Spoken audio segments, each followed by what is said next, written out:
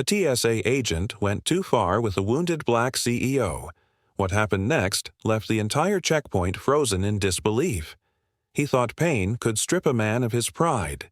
He didn't realize the fire he poured would ignite his own downfall. Subscribe if you believe no badge should ever shield cruelty. Random check. The words struck with a sharp finality that sliced through the low hum of the terminal. Dominic Kane paused mid-step, his body tightening even before he turned. The air felt heavier around him, the cheerful bustle of Halliford International blurring into background noise. His eyes landed on the man who had spoken, TSA Officer Carter Vance, standing just beyond the metal detector with a stillness that felt unnatural.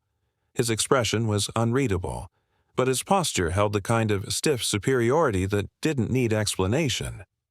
Dominic stepped aside without a word, adjusting the strap of his laptop bag with his left hand while the brace on his right shoulder throbbed in protest. He had hoped the morning would pass uneventfully. After all, his itinerary was precise, every minute planned down to the breath. A high-stakes meeting in Capital City awaited him, a chance to finalize a partnership that could revolutionize defense communication systems through ethical AI. But now, standing in the shadow of a glinting inspection lamp and an officer whose presence bristled with quiet judgment, Dominic felt the fragile predictability of his day begin to crumble. "Step this way," Carter said, not unkindly, but with a tone too clipped to be neutral. His hand motioned toward a side lane roped off from the main line, where a secondary screening table stood under the stark white of overhead lights. Dominic moved as instructed, keeping his shoulders squared and his gaze calm. His dark gray suit, tailored with military precision, gave no hint of the muscle soreness beneath. The black medical brace over his right shoulder peeked just slightly under his jacket, a reminder of a fall that had nearly taken him off the grid 2 months ago. He'd recovered enough to work, but not enough to forget. "Remove your jacket and shoes," Carter ordered, already pulling on a pair of fresh gloves. "Empty your pockets completely." Dominic nodded, silent. He placed his phone, wallet, boarding pass, and keys into the tray, followed by his leather shoes.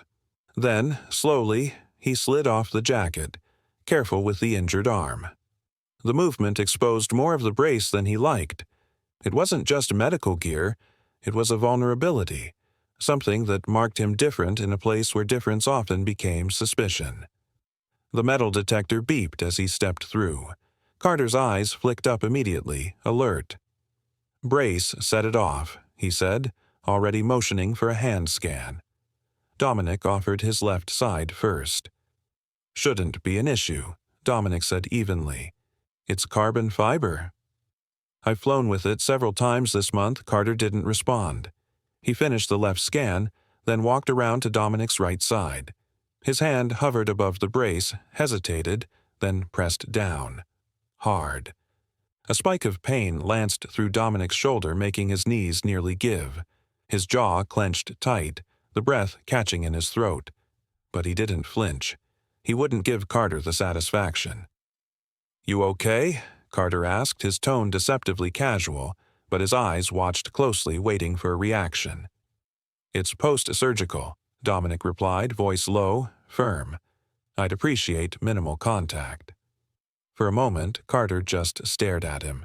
Then he stepped back and gestured toward the inspection table. "This will only take a minute," he said, the ghost of a smirk curling his lip. Dominic walked toward the table, aware of the small audience forming. Not directly watching, but watching nonetheless. The kind of peripheral attention that filled a terminal like this. Fellow passengers glanced, looked away, whispered. Some pretended to read their phones, but the curiosity leaked through. As Carter began swabbing the brace and the surrounding clothing, Dominic felt a sharp chill. The swab moved deliberately, tracing seams and straps like a ritual. Every motion was slower than necessary. A young TSA officer passed behind them, glancing at the scene. "He's got clearance," the man muttered quietly, pausing just long enough to be heard. "Let him go." But Carter didn't even turn his head. "This brace could hide something," he replied almost to himself. His hand moved toward the inspection shelf nearby, fingers dancing over the tools. Dominic followed the motion. He didn't like what he saw. Carter picked up a capped vial with orange labeling. Dominic knew the type. Thermal residue check, used sparingly, and only on luggage. He had never seen it applied directly to a person. "You don't need that," Dominic said, a thread of tension in his voice now. "If there's a concern, I can remove the brace for X-ray, under medical supervision." Carter twisted the vial open slowly.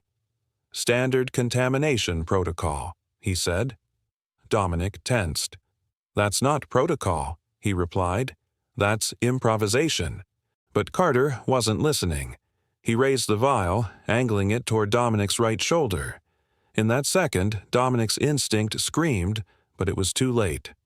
Carter tilted the container and poured.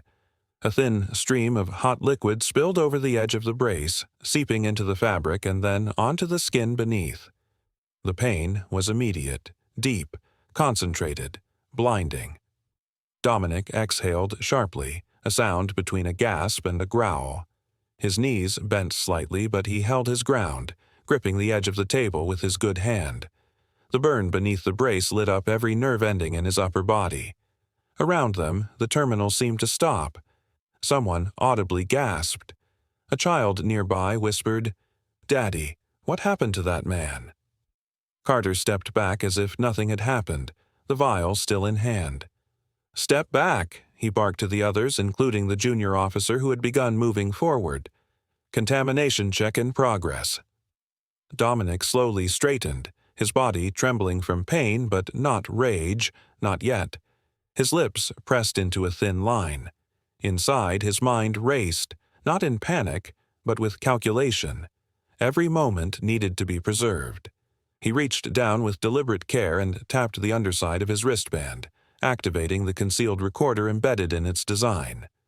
A tiny red light flickered once before turning solid. From the corner of his eye, he saw Carter stiffen, but the officer said nothing. Dominic's voice, when it came, was cold and composed. "Every minute counts when someone's waiting to be humiliated." Without warning, Carter Vance uncapped the small vial of thermal test oil, holding it like a threat disguised as procedure. His fingers worked quickly, too confidently, like a man who had done this before, perhaps too many times without consequences. The glossy surface of the liquid shimmered under the fluorescent lights, and for a heartbeat, everything in Dominic Kane's mind went still. Then came the burn. The oil streamed onto his shoulder brace in a narrow arc, soaking through the seams and fabric before seeping into the vulnerable gap where brace met bandaged skin. Dominic jerked involuntarily, a sharp intake of breath escaping his throat like steam from a fractured pipe. His jaw locked as searing heat stabbed into the tender surgical wound beneath. The pain was blinding, pure and unfiltered like fire given purpose. He didn't scream. Instead, his left hand gripped the metal edge of the inspection table to steady himself. His knuckles whitened. A faint tremor rolled through his stance, but he refused to let it show. Not to Carter. Not to anyone. Around them, the crowd froze. The airport's hum fell into a sudden hush, pierced only by the mechanical rhythm of conveyor belts and the soft click of distant heels against tile. Passengers slowed mid-step, glancing sideways. A mother clutched her child's hand tighter. A man in a business suit lowered his phone mid-text, staring. Dominic stood in silence, breath shallow, teeth clenched. The pain radiated down his arm like a chain of lightning bolts, every nerve ending sparking in protest. He didn't cry out. Instead, his mind sharpened into brutal clarity. Remember everything. Don't let this be lost in anger. Record. Document. Endure. Behind his jaw, he tapped twice on the underside of his wristband. A small red light blinked to life just beneath his sleeve cuff, concealed from the casual observer. The camera was rolling. "Step back," Carter barked, turning to the other officer approaching. His voice cracked like a whip, loud enough to jolt the moment back into motion. "Contamination check in progress." It was a lie. Officer Brent, young and sharp-eyed, had been pacing the line nearby. He had seen enough to know something was wrong. His steps halted at the edge of the checkpoint, eyes darting between Dominic and Carter. "He's got clearance," Brent muttered, voice low but firm. "You've already confirmed his ID and credentials." Carter didn't even glance his way. His jaw was set, his expression cold.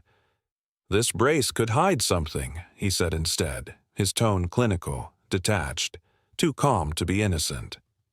"Procedure requires thorough inspection." Dominic's voice cut through the tension, measured, low, steady despite the burning pain threading through his shoulder. "You can check it gently. It's a surgical wound." The crowd shifted uneasily behind the stanchions. No one moved closer, but the air was thick with silent judgment. A few phones were raised discreetly. The eyes of the terminal were watching now, but Carter didn't seem to care. If anything, his posture grew more rigid, more certain, as if the scrutiny only fed his authority. He leaned in again, inspecting the brace with exaggerated focus. The scent of scorched fabric and antiseptic oil filled the air. Dominic could feel it. This wasn't about security. It was about dominance. Control. Brent took a half-step forward again, his fingers twitching near his radio. "That's enough," he said, louder this time, his voice lined with warning. "He's injured." "You're pushing it." Carter's head turned just slightly, eyes narrowing at the younger officer. "Then file your own report," he said flatly. "But until then, step back." Brent hesitated, caught between protocol and conscience. Dominic, still silent, reached out with his left hand, grabbing the gray plastic tray that held his belongings. The smooth surface had gone cold. His briefcase, his watch, his phone, all arranged neatly as if this were just another business trip. But it wasn't. Not anymore. Then Carter, with a final flick of contempt, shoved the tray toward him. The motion was sudden, unnecessary, and laced with something meaner than procedure. The tray slid forward too quickly, slamming against Dominic's stomach, jarring his already braced shoulder with a fresh jolt of pain. That was the breaking point. It wasn't rage that moved Dominic, it was something deeper, calmer, a decision made in the space between breath and instinct. He took the tray in both hands, turned it upright like a shield, and without hesitation pressed its hard edge forward into Carter's face. There was a brittle crack as the plastic fractured down the center, splintering into sharp-edged fragments. Carter stumbled backward, stunned, one hand flying to his cheek where blood bloomed through a shallow cut. A gasp swept through the terminal. Everyone saw. The conveyors stopped. Conversations halted. A man in a pilot's uniform dropped his coffee. Dominic didn't move further. He stood tall, his chest rising and falling with restrained intensity, sweat beading along his brow, not just from the pain, but from the weight of everything building beneath it. The blinking red light on his wristband still recorded, its reflection caught in the chrome lining of the inspection table. For a moment, no one spoke. Then came the sirens. Alarms erupted across the terminal's checkpoint bay, shrill and urgent. Security personnel emerged from both sides, their footsteps heavy and fast, voices overlapping on radios as orders were barked. They didn't hesitate. They surrounded Dominic immediately, shouting commands, drawing the attention of the entire concourse. He raised his hand slowly, showing no resistance. In the blur of movement and noise, one thought anchored him. One sentence he knew the camera would capture, if not in audio, then in expression. When dignity is tested by cruelty, silence becomes strategy. The tray hit the counter hard. Dominic's hand, stiff but steady, gripped the edge of the plastic bin that Carter had just shoved at him with blatant hostility. The impact sent a jarring sting through his healing shoulder, but his eyes never wavered. They locked on Carter's with an intensity that silenced the terminal more effectively than any alarm could. For a single, suspended second, it felt as though even the fluorescent lights dimmed. Conversations faded. The conveyor belts on either side continued their mechanical hum, but the world within the inspection bay held its breath. Dominic stood upright, shoulders squared, spine aligned, pain buried beneath posture. His charcoal suit, slightly wrinkled at the brace, bore the stain of hot oil along the right shoulder. The wet, darkened patch clung to his shirt and skin alike, the scent of synthetic chemicals still lingering in the air. Around them, passengers froze mid-step, eyes darting between their belongings and the silent confrontation unfolding before them. Carter's sneer curled slowly into something more uncertain, but the arrogance remained. "Move along." "Protocol inspection, nothing to see," Carter barked, his voice pitched too high for confidence.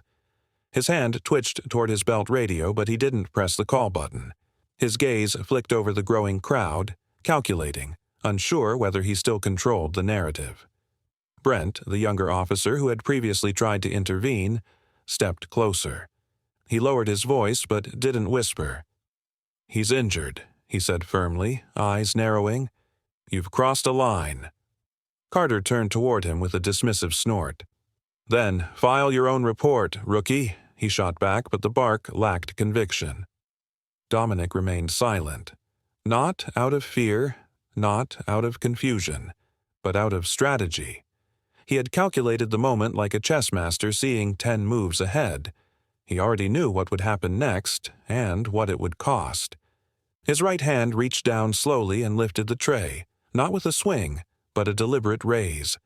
Every inch it rose echoed louder than the commotion outside the checkpoint. It wasn't rage that moved him. It was clarity. Pure, surgical clarity. With measured force, Dominic turned the tray vertically and drove its brittle plastic edge into Carter's face, not recklessly, but precisely. The corner cracked against Carter's cheekbone with a sharp pop.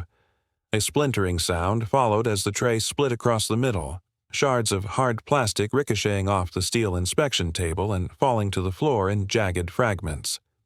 Carter staggered backward, a smear of red streaking down his cheek as he clutched his face, his gloved fingers sticky with blood.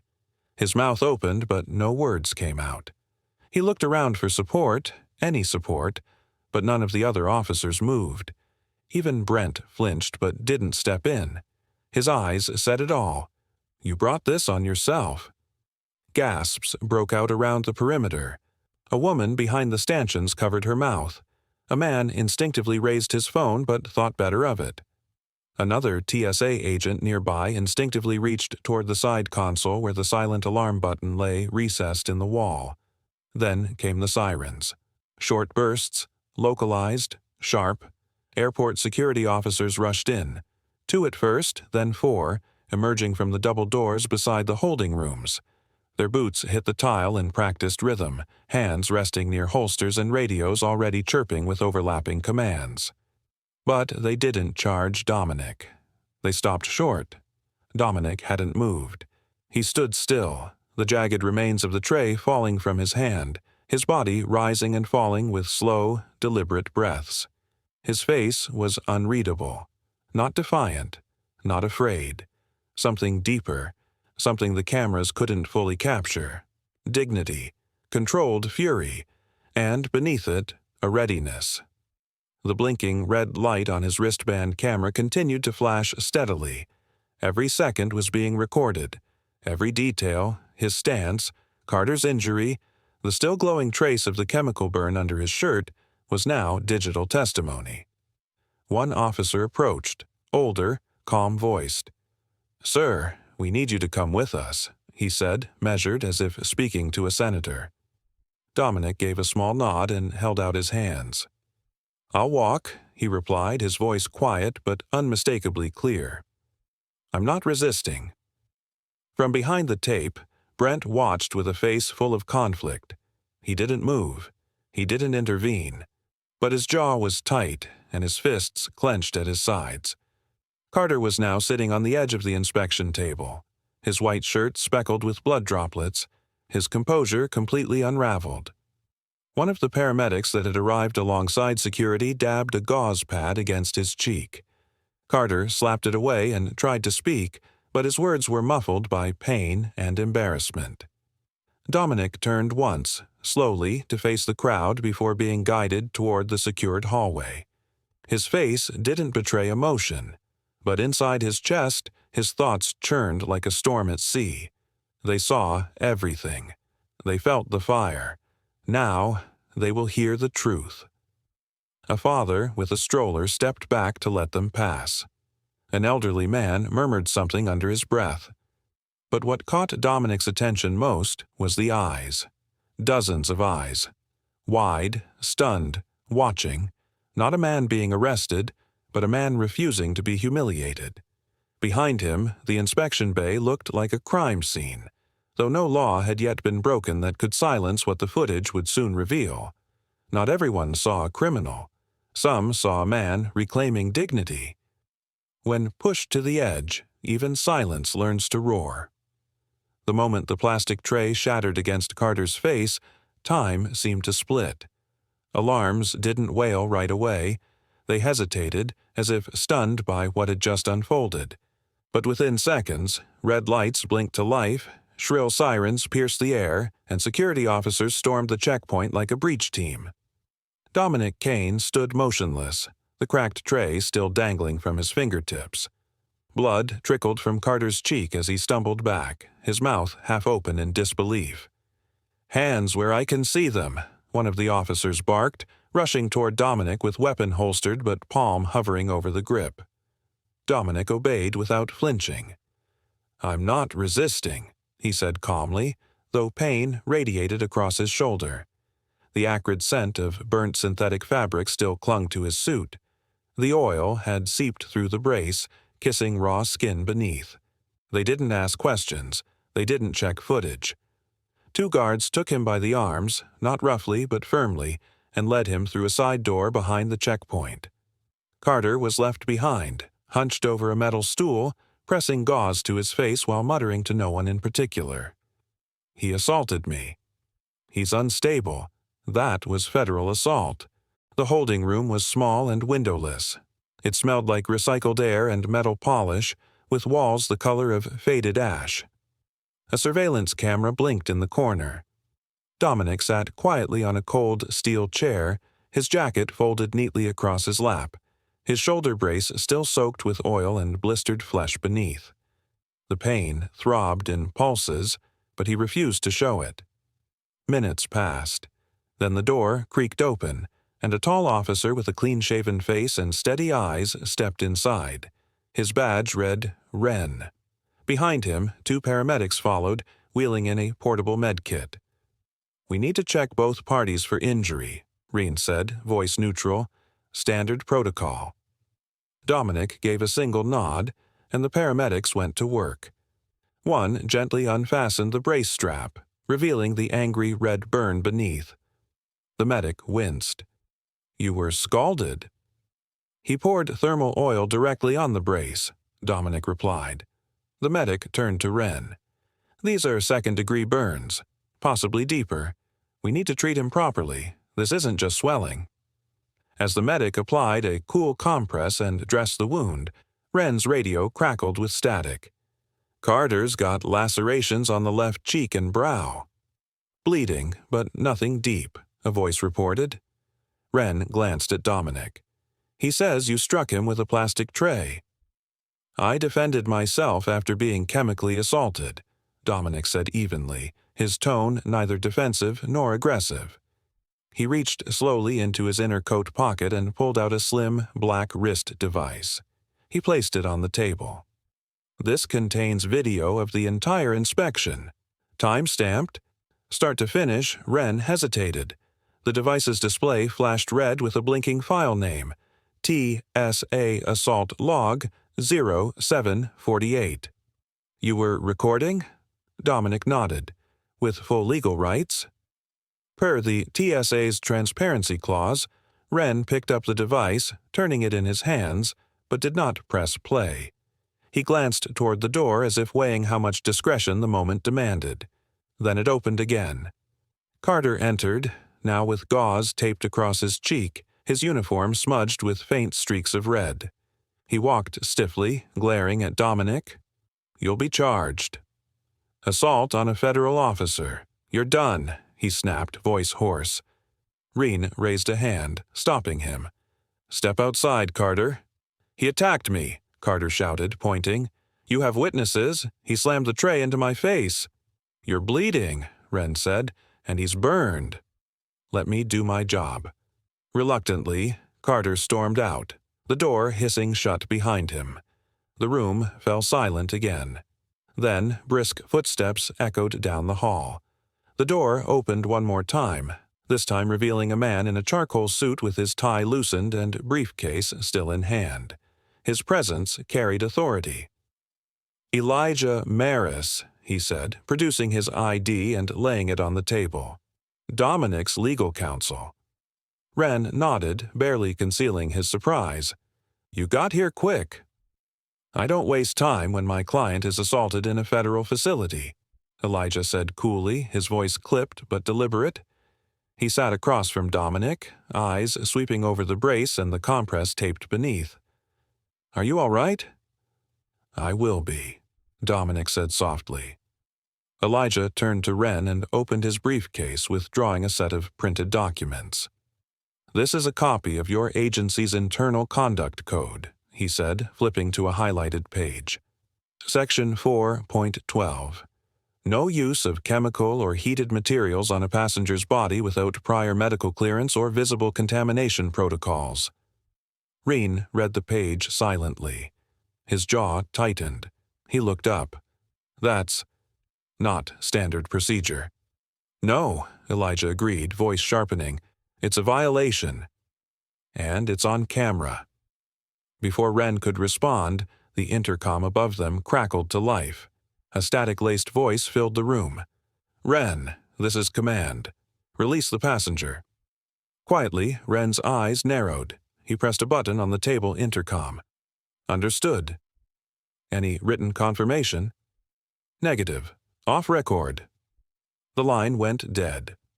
For a second, the silence was louder than anything that had come before.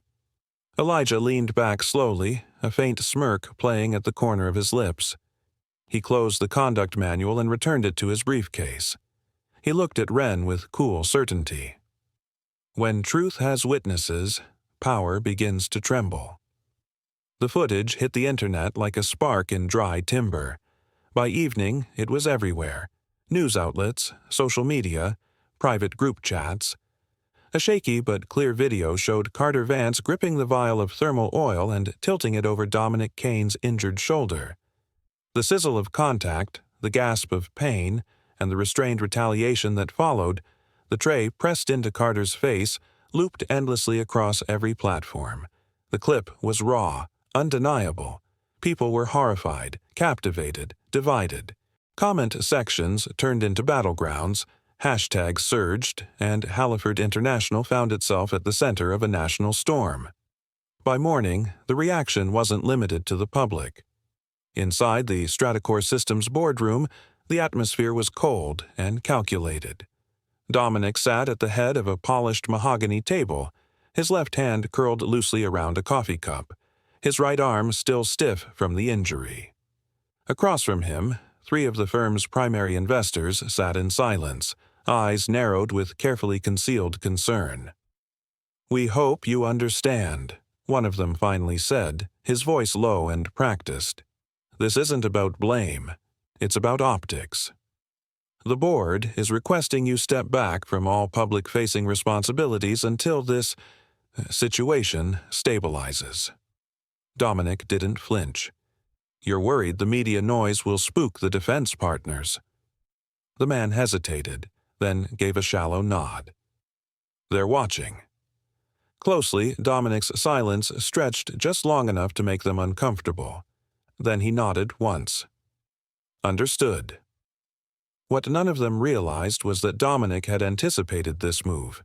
He didn't resist because he didn't need to. He knew stepping aside would shift attention away from the company and allow him to work more strategically from behind the scenes. As they left the room one by one, muttering polite phrases about support and patience, Dominic turned to the window. Beyond the glass, traffic moved along the city skyline like blood through veins. Silent, relentless. Later that night, in his home office, Dominic sat hunched over a laptop, the only light in the room coming from the screen. The same footage replayed, over and over. He examined it frame by frame. The moment Carter's hand tilts, the moment the oil hits skin, the moment Dominic leans forward, the moment the tray shatters. But it wasn't the tray he was watching anymore. It was the reflection. In the smooth, brushed steel countertop of the inspection table, a faint shape loomed behind Carter's right shoulder. Barely noticeable at first glance, but there.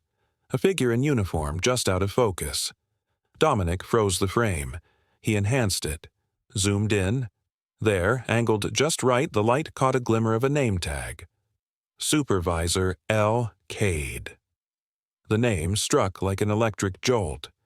Dominic sat back in his chair, heart drumming a little faster now. This wasn't just Carter acting on impulse. Someone else had been there. Someone with rank. Someone who stood and watched, without intervening. His phone buzzed on the desk, breaking the silence. Elijah Maris's name flashed across the screen. Dominic answered. "You saw it?" he asked immediately. "I saw it," Elijah said. "It's going viral faster than I expected. They're already scrubbing your name from the press statements. I need you to run a check on someone. Supervisor L. Cade." There was a pause on the other end. Why? Because he was there.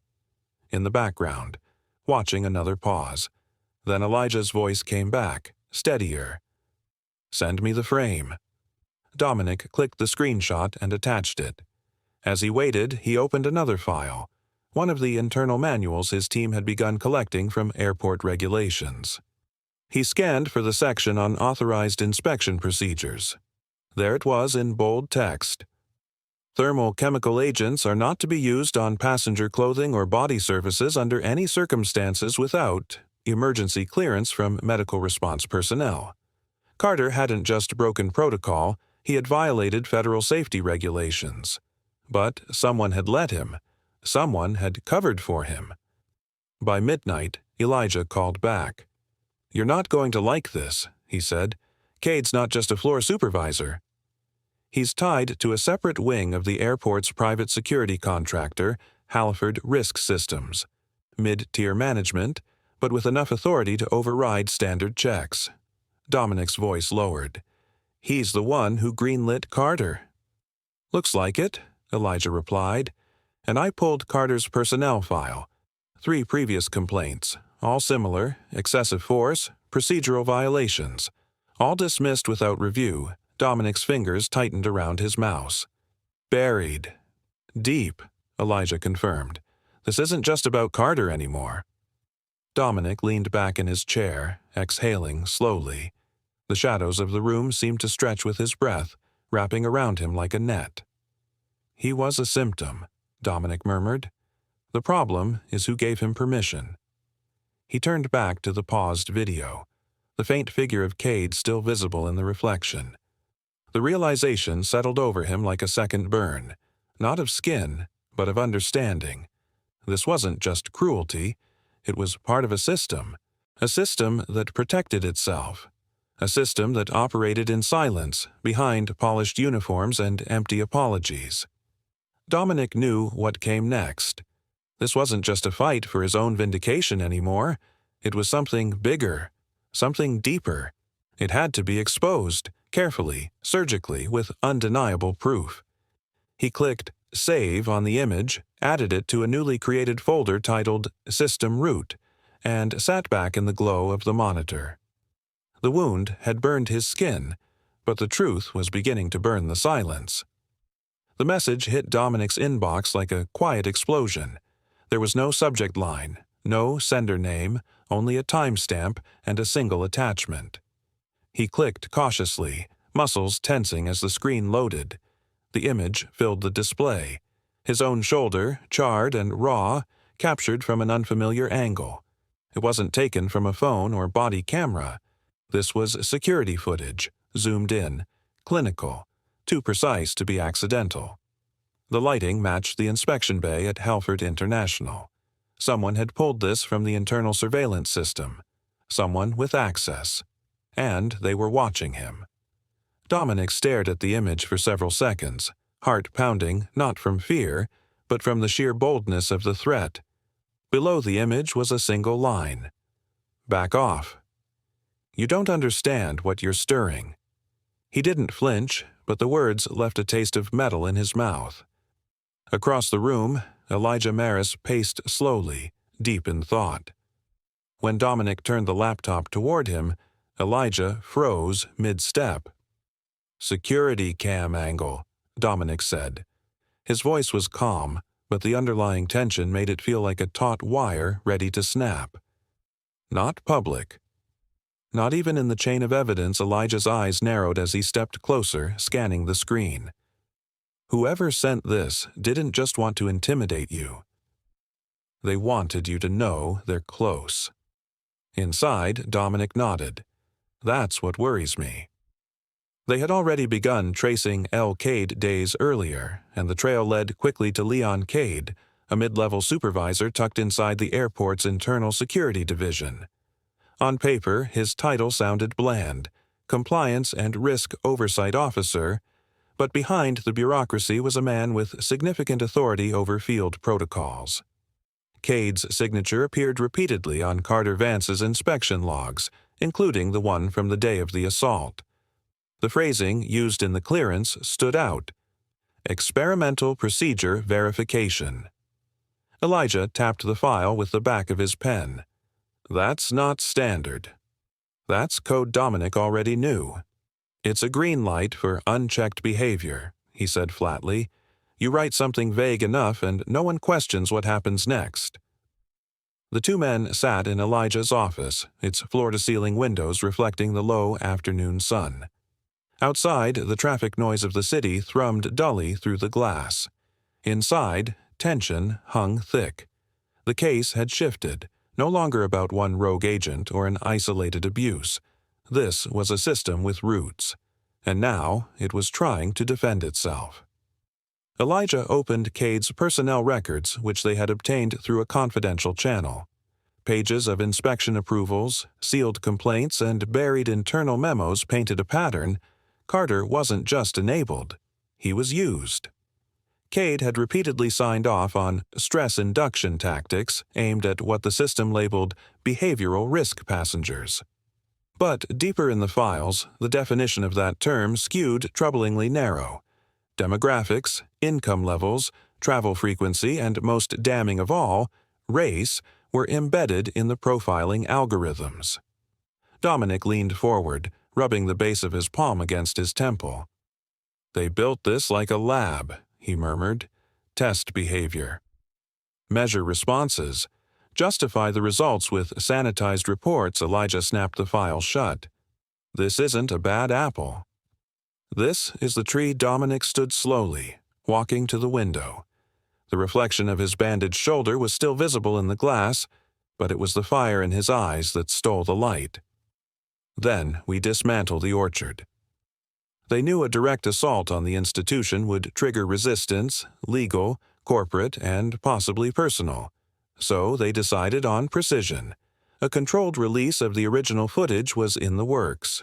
Just enough to apply public pressure, but not so much that it provoked a premature clampdown. They drafted statements, coordinated timelines, and began compiling a list of potential allies in the media. But Carter, despite everything, remained untouched. He had been placed on paid leave, his file protected by his union contract and Cade's long-standing influence. Dominic had expected resistance, but the invisible hand that now moved behind the scenes was something else entirely. That night, Elijah stayed late to comb through more data. Dominic worked in silence until a second file pinged into his inbox. No message, no name, just a short clip. It showed a different part of the security office, an internal meeting room. Cade was visible, blurry at first, then sharply in frame. He was laughing. Another man handed him a tablet, too far to identify the screen, but Cade's voice was clear, captured by the mic embedded in the ceiling. "If he bites back, we win. If he breaks, we study it." Either way, it's data. Dominic paused the clip. The implications snapped into place like a puzzle locking tight. This wasn't punishment. It was bait. And the data they wanted had been his pain, his restraint, his dignity. He forwarded the clip to Elijah without a word. Minutes later, Elijah walked in from the adjoining office, his face pale. They were running a pressure study. On human behavior. On travelers. On... Dominic turned slowly in his chair. His voice was quiet but resolute. How deep does this go? Too deep for just us, Elijah admitted. We'll need to surface this with the right allies. But carefully. If we push too fast, they'll bury it, Dominic finished, or bury us. They worked through the night. Every keystroke felt like defiance. Every file uncovered was another thread yanked from the tightly stitched fabric of institutional secrecy. But as the clock neared midnight, something shifted. Dominic's laptop made a soft chime. A new message appeared. No attachments this time. Just text. You have one chance to walk away. If not for yourself, then for everyone tied to you. Dominic stared at the words. Then slowly he turned off the screen and stood up. They're watching. That means they're afraid. Elijah looked at him carefully. You sure you want to keep going? Dominic's eyes were cold, sharp, and unwavering. I've never been more sure of anything in my life. And then, in the silence that followed, he said the words that defined the turning point. Soft, firm, and unmistakable. When the powerful threaten, it means they fear exposure. Rain slicked the asphalt of the Stratacore Systems parking lot, the light drizzle painting the rows of cars with a glassy sheen. Dominic Kane had just shut his driver's side door when he noticed a figure approaching. The man's shoulders were hunched beneath a faded brown jacket, his steps hesitant but purposeful. Dominic straightened, his body tensing as the man neared. I need to talk, the stranger said, stopping just short of the driver's side mirror. His voice was low, barely audible beneath the whisper of the rain. Dominic studied him for a beat. Mid-40s, unshaven, gaunt around the eyes. There was something desperate in his posture, like a man constantly looking over his shoulder. Dominic didn't speak, but gave a subtle nod for him to continue. My name's Nolan Pike, the man said, glancing nervously toward the distant perimeter gate. Used to be TSA, internal investigator, before they shut my division down. Dominic's expression didn't change, but his mind locked in. You know about Carter Vance. I know more than that, Nolan replied, his fingers twitching. He reached slowly into his pocket, pulling out a plastic bag containing a flash drive. They call it Project Filter. Started 3 years ago. It's not in the official logs, but it's real. They built it off behavioral research. Certain profiles get flagged, black executives, Middle Eastern students, indigenous activists. Doesn't matter if you've got clearance. The goal's to monitor stress under authority. See how far they can push someone before they break.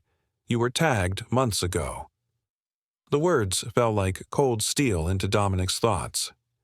Who authorized it? He asked, his tone quiet but edged with tension.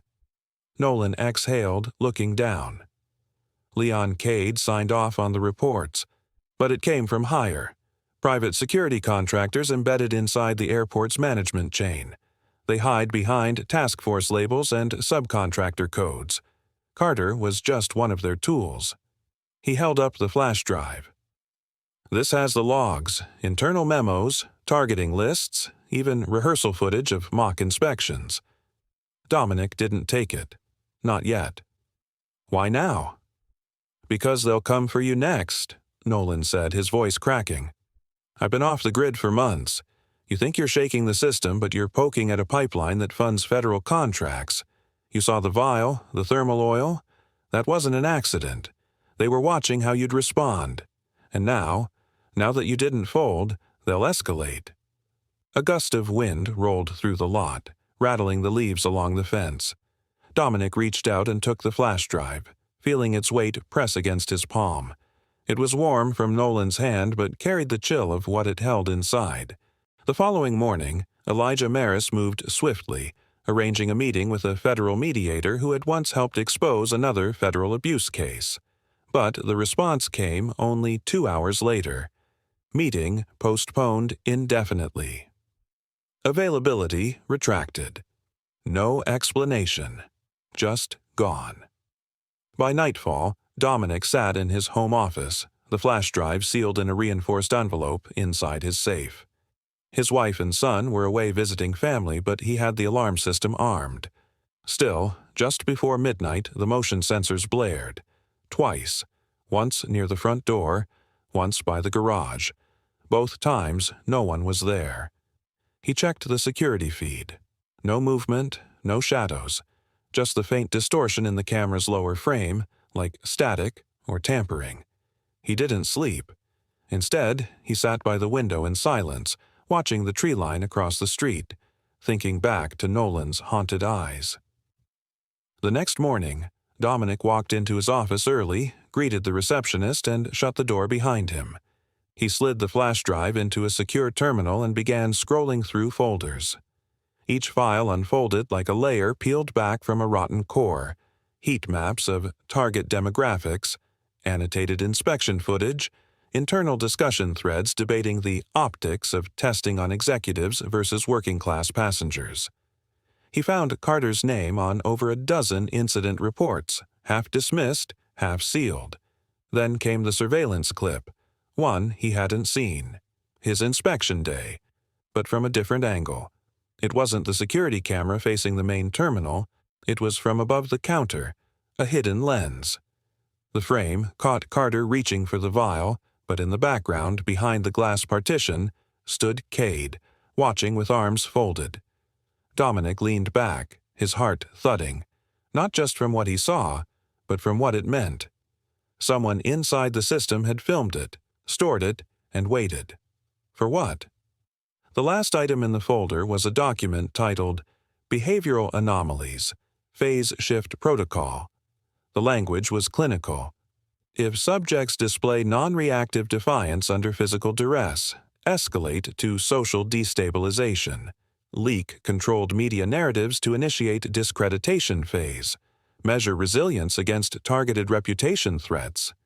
Dominic's hand clenched the mouse. They weren't done testing him. He stepped back from the monitor, inhaled slowly, and whispered to himself, "Silence isn't safety anymore. It's a trap." And then, with chilling clarity, the final line returned to his mind, the warning Nolan had given, the prophecy he now understood with full weight. Sometimes, the truth you uncover begins uncovering you. He poured hot oil onto a CEO's wounded shoulder, smirking as smoke rose from the blistering skin.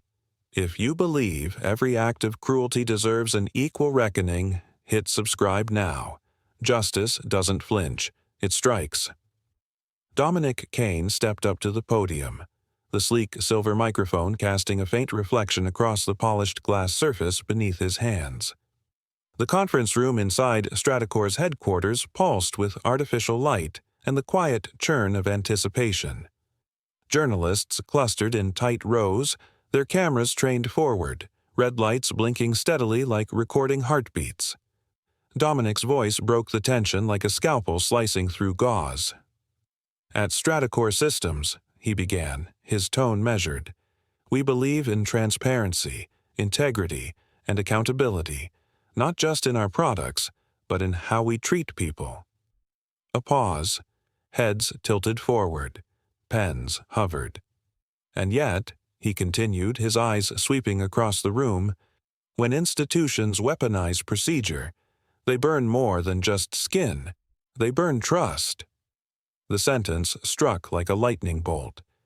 There was a beat of silence, then the sound of scribbling pens and frantic tapping on keyboards filled the room.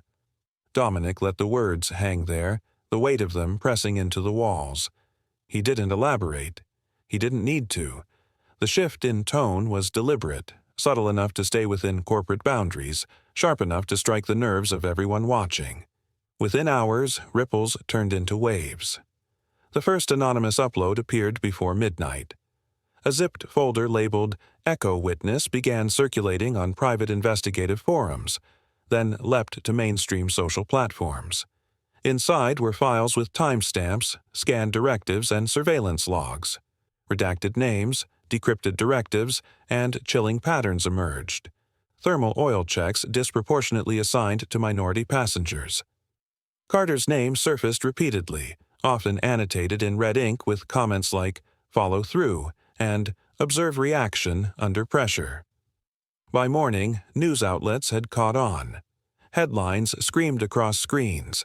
Leaked files revealed targeted TSA procedures, whistleblower documents. Expose racial profiling at major airport and was Dominic Kane. Just the beginning. Inside Halliford Security's glass fortress, chaos bloomed. Leon Cade stormed into a closed-door meeting with airport executives, slamming the printed leaks onto the conference table. His voice, usually syrupy with false diplomacy, now cracked with frustration. "This is fabricated nonsense," he snapped, jabbing a finger at the files. "Echo Witness? That's a digital hoax. There's no such operation." But the expressions around the table were grim. A few shifted uncomfortably, others tapped their pens in silent rhythm, unwilling to meet his gaze. "Leon," one executive finally said, his voice low, "the pattern is difficult to ignore." Cade opened his mouth to retort when his phone buzzed violently in his pocket. He answered with a sharp, "Yes?" A pause. "What do you mean?" Brent talked to a lawyer. His knuckles whitened around the phone. Brent, the same junior officer who had been present during Dominic's inspection, had broken his silence. In a quiet office far from the media frenzy, Elijah Maris stood behind his desk, holding a worn manila folder. Across from him sat Brent, his uniform traded for civilian clothes, his posture rigid, hands clasped tightly between his knees. "I've been quiet because I was scared," Brent admitted, his voice low. "But I saw what happened. I saw the oil. I heard Cade tell Carter, 'Make sure he feels it.'" He looked up, eyes hollow but resolute. "I wrote memos. Internal ones. They were ignored. I kept copies." He reached into a messenger bag and handed Elijah a stack of documents. Elijah scanned the first few pages, then slowly lowered the folder.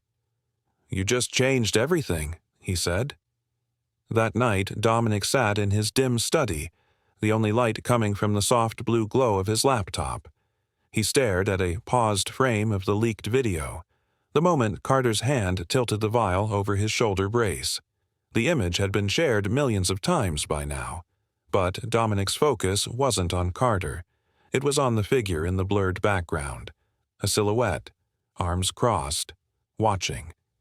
His thoughts were interrupted by the shrill ring of his cell phone.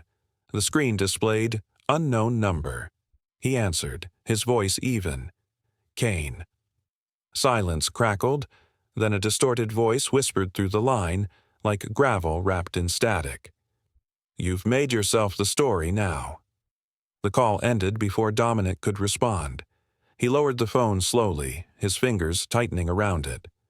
Across the room, Elijah entered, still wearing his overcoat, a laptop tucked under his arm. "That sounded like another threat," Elijah said, setting the laptop on the table. Dominic didn't look up. His gaze remained fixed on the darkened window, his own reflection staring back at him. "It was," he said softly, "but it means they're watching." "Which means we're close." Elijah pulled up a chair, tapping a key to wake the laptop. The screen blinked to life, displaying timelines, transcripts, and a partial list of suspected inspection anomalies. "So, what now?" Elijah asked. Dominic's voice was quiet but firm, each word deliberate. "Now," he said, "it's time to rewrite the ending." The first news segment aired just after midnight. A polished anchor's voice carried a grim expression. "Breaking tonight, new allegations emerge regarding Stratacore Systems CEO Dominic Kane." Sources suggest the executive may have falsified medical documentation to avoid scrutiny during a TSA check at Halford International. Dominic sat on the couch in his study, the glow of the television flickering against the dark wood-paneled walls. His injured shoulder, still healing beneath a loose gray shirt, pulsed with a dull ache, but it wasn't the pain that troubled him. It was the lie unraveling on screen. By morning, headlines had multiplied like wildfire. Volatile CEO lashes out at TSA agent, read one. Another went further. Board of Stratacor faces PR crisis after Kane's public outburst. The orchestrated smear campaign had begun, and it wasn't subtle. Across social media, anonymous accounts echoed the same phrasing. He overreacted. It was just a check. This is why protocol matters. Bots, hundreds of them, Elijah confirmed later that day. Dominic stood by the window as rain pattered lightly against the glass, arms folded as Elijah briefed him over speakerphone. The lawyer's voice was calm, but there was a hard edge beneath it. They're trying to drown the facts in noise. Discredit you before the full video gets out. They're trying to bait me, Dominic murmured, his gaze fixed on the street below. Make me flinch. They want you to apologize. Stratacor's board is already panicking. I got a message from Randall. He says you need to protect the company's long-term interests. You know what that means. Dominic turned from the window, eyes sharp. If I bow now, they win. Elijah didn't argue. Then we move forward. I've edited the full footage, every second, from Carter's first smirk to the moment you crack that tray. We include timestamps, your warning, even Brent's hesitation. All of it. We drop it today. Prime time. By late afternoon, the footage aired on national television. It began slowly, quiet audio of Dominic at the checkpoint, calm, cooperative. The metal detector beeped. Carter's voice entered, flat, dismissive. Random check. The inspection dragged. Then the critical moment. The vial of oil. Carter's gloved hand. The pouring motion. Dominic's flinch. The hiss of pain. And then came the moment viewers never forgot. The tray, the crack, the silence that followed. Reactions were instant. Within an hour, protesters gathered outside Halford International, signs raised in the early evening light. Chants echoed down the corridors. No more silence. Reform the gatekeepers. Protect passengers, not prejudice. Airlines scrambled to issue statements. Stratacor's board released a carefully worded press release. We support Mr. Kane's right to fair treatment and await further developments. But behind closed doors, Elijah heard whispers. They were weighing his removal. At home, Dominic sat quietly in his office, the glow of 3 screens illuminating his face.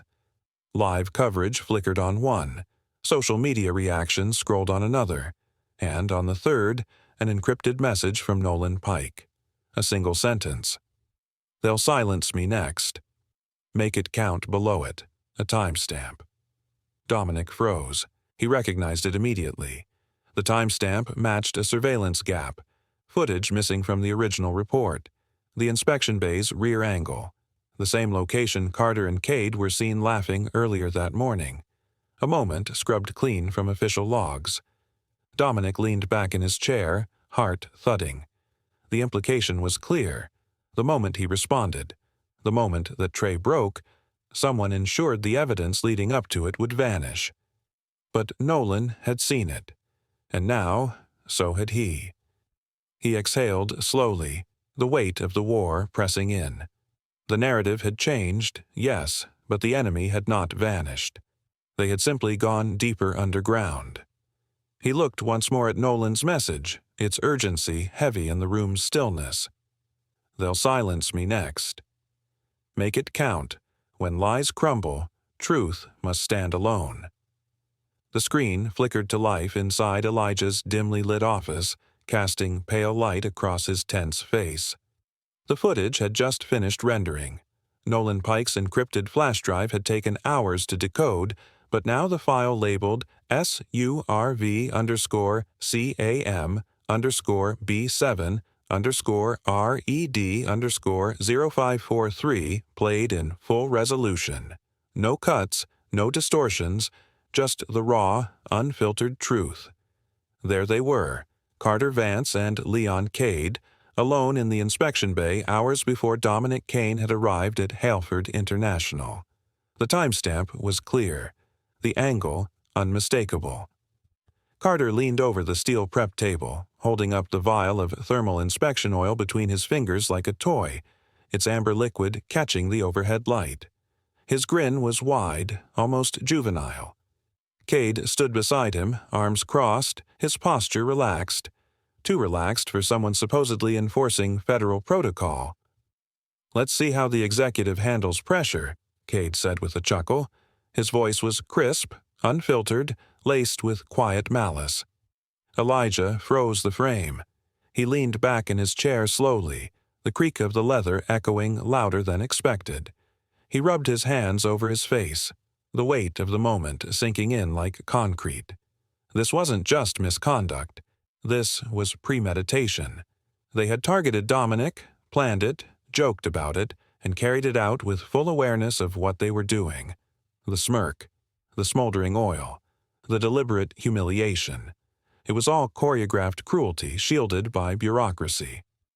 Elijah picked up his phone and called Dominic. "It's worse than we thought." Word of the lawsuit spread like fire. Media trucks parked outside Stratacor's downtown headquarters. Journalists speculated on morning shows. Cable networks aired heated panel discussions. But not everyone celebrated the exposure. Beneath the headlines, danger began to coil like smoke through a narrow vent. It started with a sound. Late one evening, Elijah was driving home from the courthouse when he noticed the black sedan in his rearview mirror. It had made every turn he had since leaving the garage. At first, he thought nothing of it. Just a coincidence. Then the car edged closer, too close, its headlights glaring in his mirror. He changed lanes. So did the sedan. He took an early exit off the highway. It followed. For 11 minutes, he navigated back streets and sharp turns until the vehicle suddenly peeled off down a side road and vanished. He didn't sleep that night. The next morning, Dominic received another anonymous envelope slid under the door of his apartment.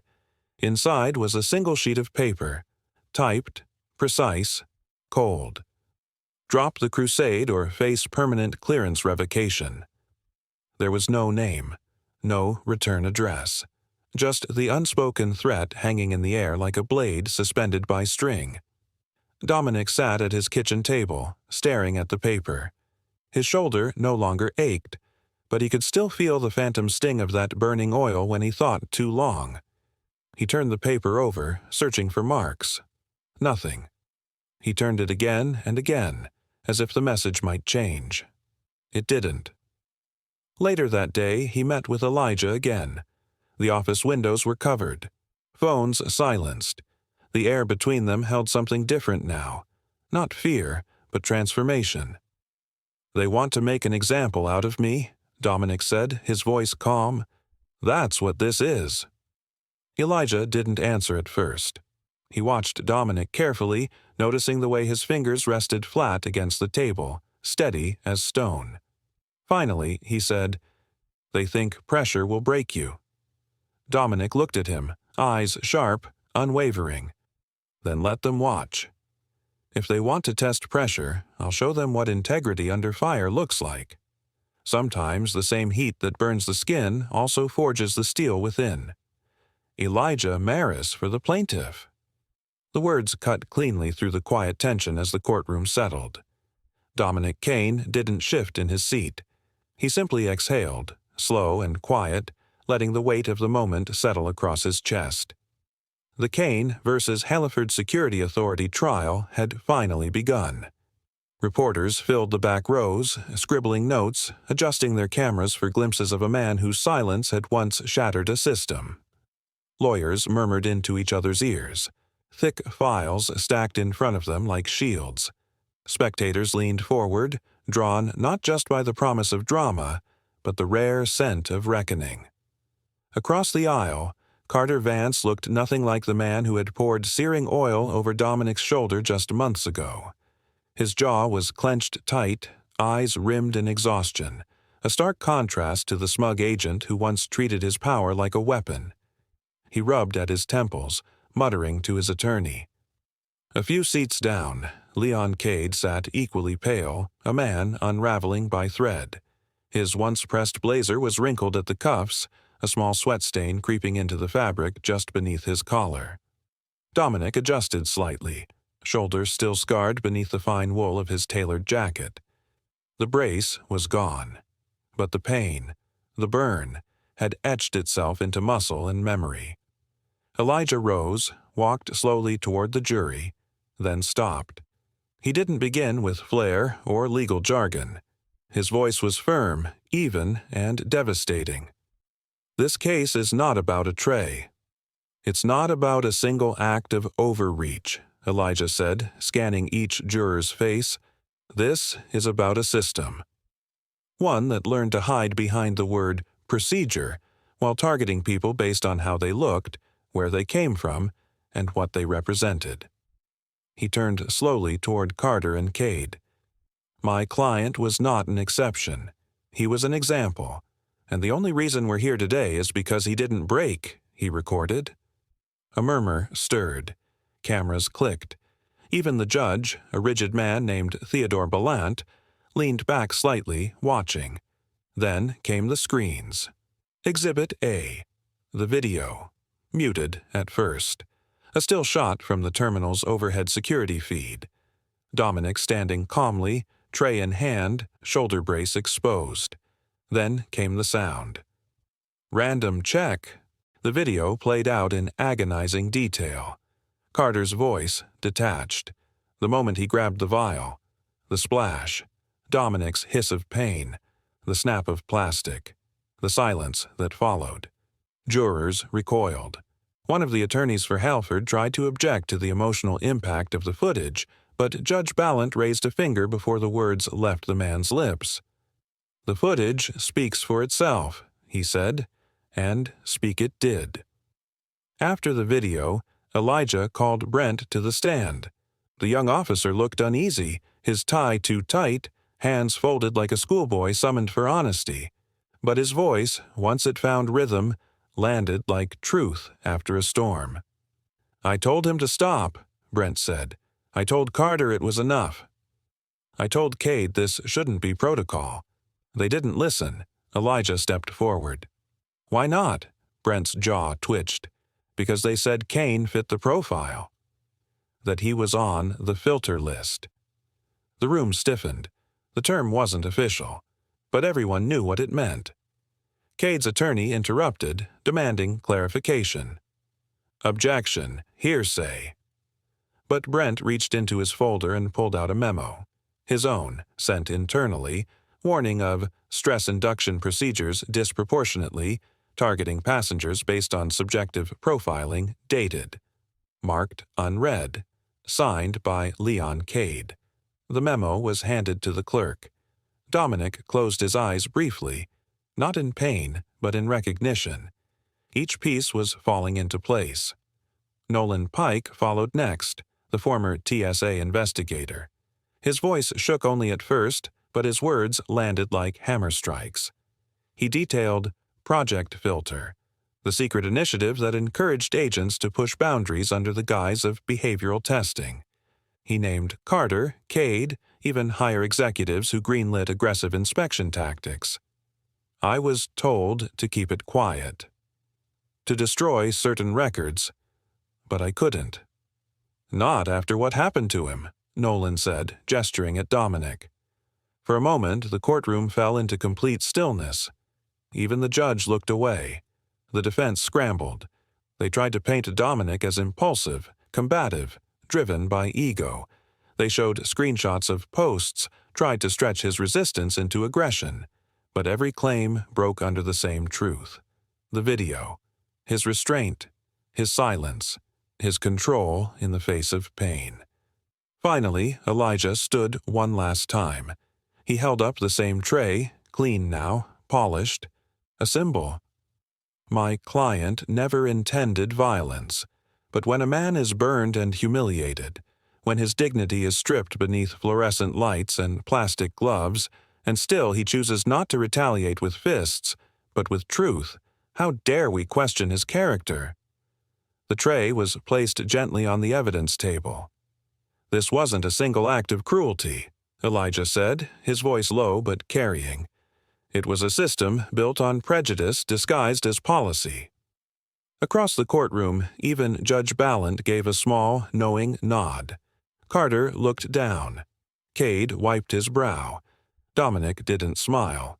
He simply stared straight ahead, calm and unflinching, a man who had already won back his voice long before the verdict. The air was electric with unspoken realization. The institution had turned against its own integrity. When the truth stands unarmed, even power must bow. The verdict arrived after 6 tense days of deliberation. Inside the packed courtroom, every breath felt suspended. The air was thick with anticipation. Journalists hunched over notepads, cameras angled just so, and a row of silent observers gripping the edge of their seats. Dominic Kane sat still, his posture upright, eyes calm yet alert. To his left, attorney Elijah Maris adjusted the crease in his dark blazer, then folded his hands over the table. Neither man spoke. They didn't need to. "All rise," the bailiff announced. The jury filed in, a mixture of stern expressions and barely concealed emotion written across their faces. Dominic's heart beat steadily, controlled, but heavy. Whatever they decided now would not just affect his future, but the system itself. The foreman, a graying man with sharp glasses, stood. "We, the jury, find in favor of the plaintiff, Mr. Dominic Kane. We further find the defendants guilty of unlawful use of force, gross negligence, and discriminatory profiling A beat. We recommend the maximum compensatory and punitive damages allowable under federal law." A gasp echoed through the room. Dominic closed his eyes, just for a second, not from relief, but release. For months, he had carried the weight of injustice not only on his shoulder, but across his name, his silence, and the broken system that tried to erase both. And now the tide had turned. But it wasn't triumph that filled him. It was resolve. The judge, a composed older man with a measured voice, turned toward Dominic. "Mr. Kane, the court recognizes your request to redirect 50% of the awarded compensation toward a civilian oversight and reform initiative. Is that correct?" Dominic rose, nodding once. "Yes, Your Honor." "Let the funds rebuild what was broken." The courtroom murmured again, this time with admiration. Journalists scribbled, cameras clicked. Even opposing counsel seemed taken aback, not by the amount, but by the principle. Outside, the news broke like wildfire. Halford Security Authority loses landmark civil rights case. Burned CEO donates settlement to airport reform. Kane's victory reshapes TSA oversight nationwide. Within 24 hours, regulatory agencies began issuing emergency suspensions of controversial inspection protocols. Airports across the nation paused experimental procedures that had disproportionately targeted minority travelers. Behind closed doors, executives at security contractor firms scrambled to draft public statements, each more hollow than the last. But Dominic remained absent from the noise. He turned down major interviews, declined morning shows, ignored sponsorship offers. Instead, he focused on building something real. The Lumen Foundation was born from that silence, a nonprofit dedicated to protecting travelers from discriminatory treatment. Elijah helped register the organization. Nolan Pike, still under security watch, advised from a distance. Brent, the former TSA officer who had spoken up, offered insight into reform procedures. Together, they built a skeleton crew with one goal: transparency in transit. The launch event took place in a modest auditorium downtown. The stage lights were soft, the walls lined with photographs of travelers, Every race, every age, every walk of life. Dominic stepped forward, his suit pressed, his bearing calm. The faint scars on his right shoulder, hidden beneath his jacket, itched under the heat of the spotlight, but he didn't flinch. "I didn't set out to be a symbol," he began, his voice low but firm. "I only wanted to make sure no one else had to suffer in silence." From the back of the room, Elijah watched, arms crossed, a faint nod of pride on his face. The applause came slowly at first. Then it rose, steady and unanimous, as people stood. Men with tears in their eyes, fathers clutching their sons' shoulders, veterans in travel uniforms, everyday passengers who'd seen too much and said too little. And in that room, Dominic realized something profound. He had turned pain into purpose and injustice into ignition. Justice isn't just a verdict, it's a mirror held up to conscience. A year later, Halliford International's Terminal B shimmered with sterile newness, the light bouncing off polished floors and gleaming surveillance domes above. But Dominic Kane wasn't paying attention to the design. He stood at the edge of the newly unveiled security wing, the exact checkpoint where his life, and perhaps the lives of many others, had quietly shifted. The air smelled faintly of fresh paint and industrial polish. A crowd of reporters gathered at the far end near the ribbon-cutting ceremony, where officials posed for photos beside a plaque titled "Security with Dignity." The Kane Initiative. Dominic didn't approach them. Instead, his eyes focused on the very station where it had happened, the inspection bay, once a space of cruelty cloaked in protocol. It had been rebuilt from the ground up. Now, floor-to-ceiling glass panels formed the walls, allowing open visibility of every interaction. Each checkpoint lane was equipped with body cams, mirrored ceiling domes, and motion-triggered recording systems monitored by an independent ethics board in real time. Even the inspection trays had been redesigned, deeper, with embedded RFID chips to track property, eliminating the common excuse of misplaced items. Dominic exhaled slowly, his fingers grazing the edge of one of the gray trays. It felt light, ordinary, not at all like the one he had cracked across Carter Vance's face a year ago. That moment had seared itself into his memory, not out of rage, but resolve. A quiet line crossed, a silent voice that had learned to roar. "Mr. Kane," a voice called. Dominic turned. Brent stood in full uniform, now adorned with a silver badge that read, "Chief of Passenger Integrity, Halliford Security." He looked older, more composed, but his eyes still carried the wear of witnessing something he hadn't been able to stop that day. He extended his hand with a firm grip. "We still remember what you stood for," Brent said, his voice low but steady. Dominic nodded. "And what you chose to speak up for?" They shared a moment of silence, one filled with the weight of past decisions. Brent motioned subtly to a panel behind the checkpoint. A live feed of the entire terminal played across a wall of screens, monitored not by TSA staff, but by civilian auditors trained in ethics and procedural compliance. "They built all of this because of you," Brent said, gesturing. "It's more than just walls and tech, it's accountability in plain sight."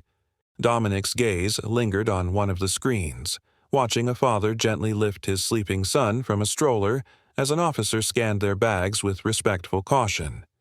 No confrontation, no stares, just a family moving through. He stepped forward slowly, moving past the checkpoint toward his intended gate. His pace was steady, but every step felt like passing through a memory. The same overhead announcements echoed faintly. The same scent of jet fuel drifted in from the runways. But the weight on his shoulders had changed, no longer the sting of betrayal or the burn of hot oil. Now it was the quiet burden of responsibility. Change had come, but it had been paid for in scars. Along the corridor wall, a long mural had been painted. It depicted stylized hands, not clenched fists, but open palms, releasing light into a darkened field. Bold lettering above read, Integrity is strength under scrutiny. Dominic stopped before it. His reflection appeared faintly in the glass-covered mural, his healed shoulder barely noticeable beneath the tailored fabric of his suit. But he could still feel the pain beneath the skin, a memory embedded in muscle. Footsteps approached from behind. Elijah Maris, ever the calculated presence, stepped up beside him holding 2 cups of coffee. He wore a navy coat over a pressed vest, his expression both tired and proud. "You ever think about how it all began?" Elijah asked, handing him a cup. Dominic didn't answer right away. He took the cup, watching the steam swirl up into the fluorescent lighting. The distant roar of an ascending aircraft echoed through the high windows above. The sound rolled like thunder softened by distance. Then Dominic turned, eyes focused on the tarmac. "Every journey starts with something unexpected," he said. "Sometimes pain, sometimes injustice. But if we endure it right, it becomes purpose." Elijah gave a small nod, understanding the weight of the words. Dominic watched a plane climb into the sky, the silver body vanishing into a patch of sun-streaked clouds.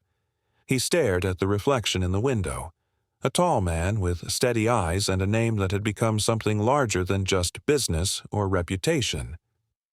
The fire that once burned his shoulder had become the light that guided others forward. He burned another man's flesh and felt his own face crushed beneath justice's weight. If you believe the strong must stand for the innocent, subscribe now, because real power never hides behind pain. Disclaimer: the story you just watched is fictional. It explores racism, abuse of power, and the breaking point of a man pushed beyond endurance. Its purpose is to raise awareness, inspire empathy, and encourage reflection on justice, equality, and the strength to stand against discrimination.